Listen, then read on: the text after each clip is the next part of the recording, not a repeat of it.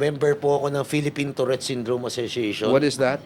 Para ito, ginawa namin noong 2007, isa kami sa nag-start with Ate Weng Balmores, yung presidente, tsaka si Kuya Marlon Barnuevo, siya yung vice president. He's taking over now here in the Philippines ng org.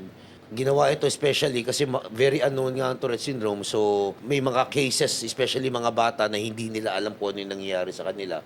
So, pag may alam din kami na meron may Tourette Syndrome, basta clinically diagnosed, ito, may yearly activities kami, may mga symposium kami, marami kaming talk na ginagawa. In fact, yung Grab driver na si Kuya Marlon, lumabas din yun, pero marami pa pong iba. The purpose of PTSA is a support group. Yun po. Marami kayong members from...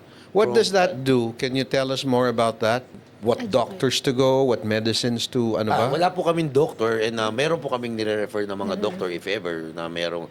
Pero usually yung iba pumupunta sa amin, clinically diagnosed na sila. Kaya namin sila sinasali sa Tourette Syndrome. It's basically a support group lang po. So, merong mga members. So, meron kaming yearly activities, meron kaming Christmas party.